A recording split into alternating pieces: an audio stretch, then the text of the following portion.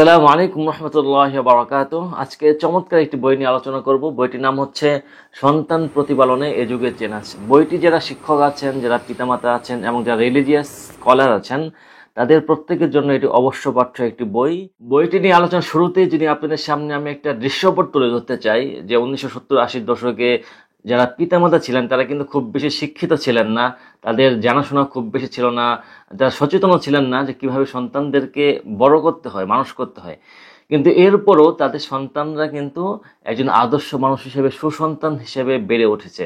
ওই সময় কিন্তু খুব বেশি সন্তান নষ্ট হয় নাই, পথচ্যুত হয় নাই। কিন্তু বর্তমান প্রেক্ষাপটকে যদি আমরা চিন্তা করি 2024 এসে, যে বর্তমানে ঘরে ঘরে শিক্ষিত এবং জ্ঞানী যোগ্য পিতামাতা আছেন, তাদের অর্থনৈতিক সমৃদ্ধিও আছে, কিন্তু সেই তুলনায় তাদের সন্তানদের সুসন্তান হিসেবে গড়ে ওঠার হার কিন্তু তেমন আশাপ্রদ নয়।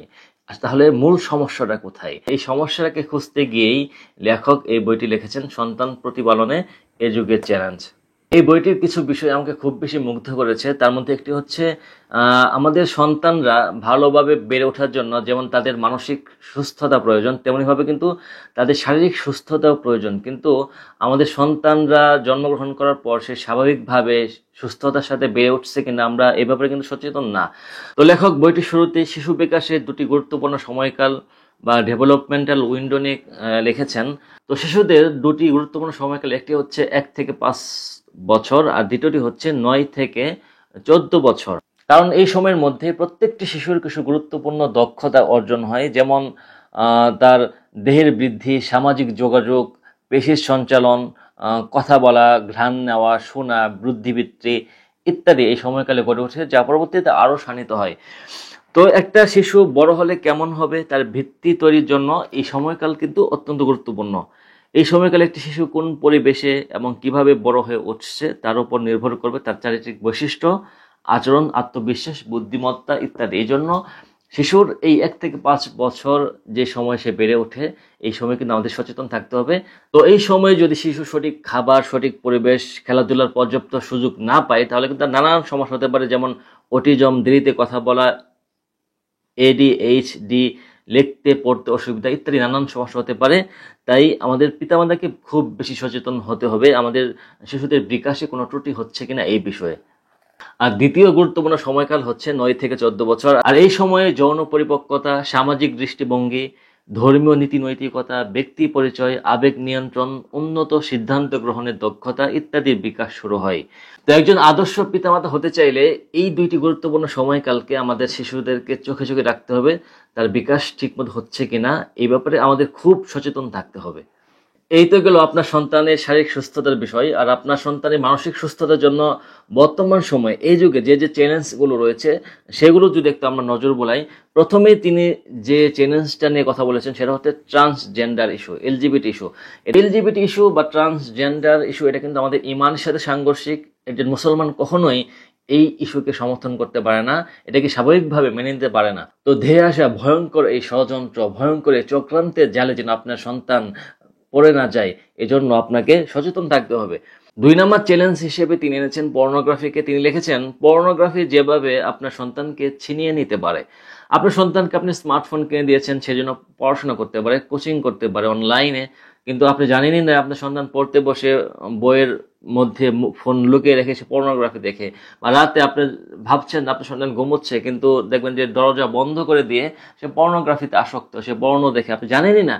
আপনি হয়তো ভাবছেন যে আমার সন্তান এগুলো করে না, কিন্তু আপনার সন্তানের ব্যাপারে আপনার এতটাই নিশ্চিন্ত হওয়া যাবে না। কারণ ঢাকার স্কুলগামী শিক্ষার্থীদের উপর পরিচালিত একটি জরিপে দেখা গিয়েছে 77% শিশু নিয়মিত পর্নো দেখে। 2009 সালের চিত্র যদি এটা হয়, 2024 এসে আমরা বলতেই পারি বর্তমান সময়ে 90 থেকে 95% তরুণ যুবকরা এই পর্নোগ্রাফিতে আসক্ত। তাহলে আপনার কি আপনার সন্তানের ব্যাপারে নিশ্চিন্ত হওয়ার কোনো সুযোগ আছে? একটু ভেবে দেখবেন। 3 নাম্বার চ্যালেঞ্জ হিসেবে তিনি নিয়ে এসেছেন স্ক্রিন টাইমকে। স্ক্রিন টাইমে নিভে যাচ্ছে সন্তানের সম্ভাবনা। আপনার সন্তান স্মার্টফোন ইউজার, আপনার সন্তানকে দেখবেন অধিকাংশ সময় তার ইউটিউবে বা ফেসবুকে স্ক্রল করতে করতে তার সময়গুলো কেটে যায়। অতিরিক্ত স্ক্রিন টাইম কিন্তু আপনার সন্তানের মানসিক বিকাশের পথে বড় বাধা, বড় অন্তরায় হিসেবে দাঁড়াবে। খুব দুঃখজনক একটা ব্যাপার হচ্ছে বর্তমানে আমরা আমাদের শিশুদের হাতে স্মার্টফোন দিয়ে রাখি, সে সারাক্ষণ স্মার্টফোনে সে ভিডিও দেখতে থাকে, সে কার্টুন দেখতে থাকে। তো এটা কিন্তু আমাদের শিশুদের জন্য খুবই ক্ষতিকর, খুবই ক্ষতিকর। আমার বাসার পাশে একজনকে আমি দেখেছি, তার বাবা মা দুজনেই চাকরিজীবী, সারাক্ষণ শিশু এই স্মার্টফোন ট্যাব নিয়ে পড়ে থাকে। একটা সময় দেখা গিয়েছে সে মানসিকভাবে সে অসুস্থ হয়ে পড়েছে, সে স্বাভাবিকভাবে সে কথা বলতে পারে না, কারোর সাথে স্বাভাবিক আচরণ করতে পারে না। সে এভাবে মানসিকভাবে অসুস্থ হয়ে পড়বে যদি আপনার সন্তানকে সবসময় আপনি অতিরিক্ত স্ক্রিন টাইম দেন। এর উপরে তিনি যে বিষয়টি এনেছেন চ্যালেঞ্জ হিসেবে, সেটা হচ্ছে ঘুমের সমস্যা। বর্তমান তরুণ প্রজন্মের একটা সমস্যা তৈরি হয়েছে, তারা রাতে ঘুমায় না, দিনে ঘুমায়, সকালে ঘুমায়। শুধু তরুণ প্রজন্ম না, বর্তমান সময় অনেক মানুষ যা নিজেদেরকে আধুনিক ভাবে, তারা সারা রাত জেগে থাকে আর সারাদিন দুপুর পর্যন্ত ঘুমায়। লেখক যেহেতু একজন বিশ্ববিদ্যালয়ের শিক্ষক, তিনি তার অভিজ্ঞতা তুলে ধরেছেন। ইদানিং শিক্ষার্থীরা যে দিনের পর দিন অপর্যাপ্ত ঘুমে অভ্যস্ত হয়ে যাচ্ছে, তা খুব ভালোভাবে খেয়াল করছি বেশ কয়েক বছর ধরে। প্রতিটি ক্লাসে নিয়ম করে জিজ্ঞাসা করে জানতে চাই তাদের ঘুমের অবস্থা সম্পর্কে। এই যুগে শিক্ষার্থীদের শ্রেণীকক্ষে মনোযোগ অত্যন্ত কমে গেছে, শিক্ষকের কথা তারা ঠিক মতো শোনে না। মজার বিষয় হচ্ছে, যারা শুনতে চেষ্টা করে তাদের কারো কারো নাকি সেসব কথা মাথায় ঢোকে না। তাদের মাঝে কেমন জানি ফাঁকা ফাঁকা অনুভূতি কাজ করে। এমন অনেক স্টুডেন্টও পেয়েছি যারা সকালের দিকে ঘুমোতে যায়।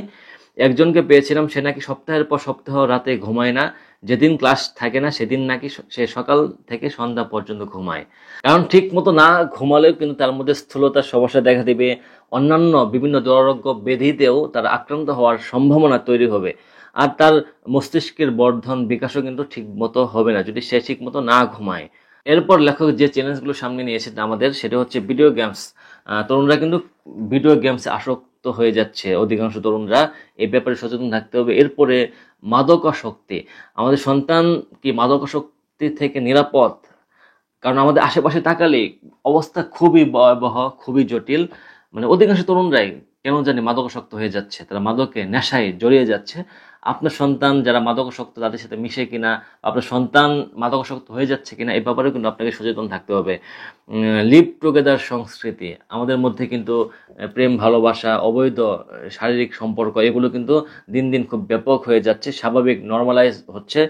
আপনাকে এই ব্যাপারে সচেতন থাকতে হবে। আপনার সন্তানকে নীতি নৈতিকতা শেখাতে হবে, ধর্মীয় শিক্ষা দিতে হবে, সে যেন এউল হারাম রিলেশনে যেন না জড়ায়। লিভ টুগেদার এই সংস্কৃতি যেন, পশ্চিমা সংস্কৃতিতে যেন ঘা না ভাসায়, এই জন্য আপনাকে সচেতন থাকতে হবে।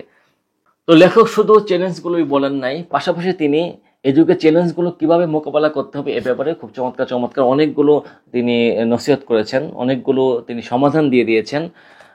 যদি কয়েকটি সমাধান আমি আপনাদেরকে বলি, যে শিশুর চরিত্র গঠনে পিতামাতাকে রোল মডেল হওয়া। যেভাবে দায়িত্ববান ও ধৈর্যশীল হিসেবে সন্তানকে গড়ে তুলবেন, সন্তানকে কম জিনিসপত্র দিয়ে বড় করা কেন জরুরি।